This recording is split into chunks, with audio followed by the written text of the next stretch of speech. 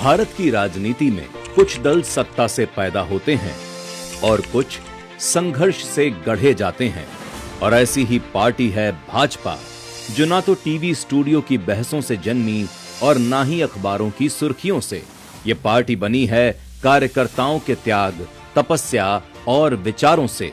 1951 में जब देश अपनी पहचान बना रहा था, तब भारतीय जनसंघ ने राजनीति को सत्ता नहीं, राष्ट्र निर्माण का माध्यम माना।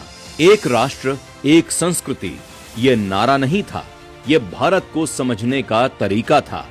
पंडित दीनदयाल उपाध्याय जी ने इस सोच को नाम दिया समग्र मानवतावाद, जहां विकास सिर्फ अर्थव्यवस्था नहीं, बल्कि मानव, समाज और संस्कृति तीनों का संतुलन था।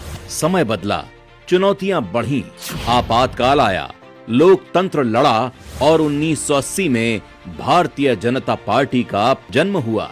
श्रद्धेय अटल जी का संयम, आडवाणी जी का संघर्ष और कार्यकर्ताओं की अडिग निष्ठा, इसी से वो संगठन खड़ा हुआ जो 2 सीटों से उठकर 303 तक पहुंचा और आज जनता के विश्वास के साथ लगातार तीसरी बार सत्ता में है।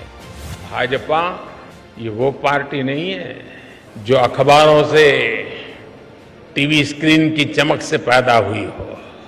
ये भाजपा अपने कार्यकर्ताओं के त्याग, तपस्या से बनी हुई है। और यही त्याग, तपस्या भाजपा की असली पहचान है।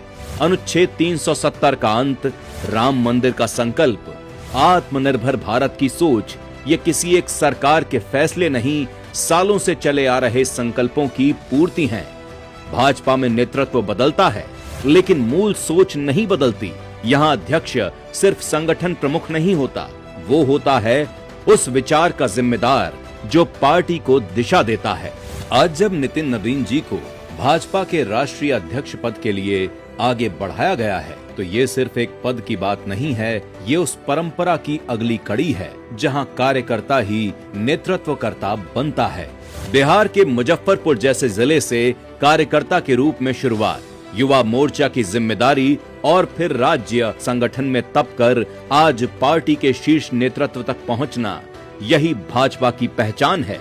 और यही पहचान व्यक्ति को विचार से जोड़ती है और विचार को घर घर तक पहुंचाती है। आज भाजपा सिर्फ विश्व की सबसे बड़ी राजनीतिक पार्टी नहीं, करोड़ों कार्यकर्ताओं का परिवार है।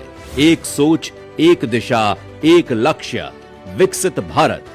जनसंघ से शुरू हुई ये यात्रा आज पूरे देश को आगे ले जाने का संकल्प बन चुकी है।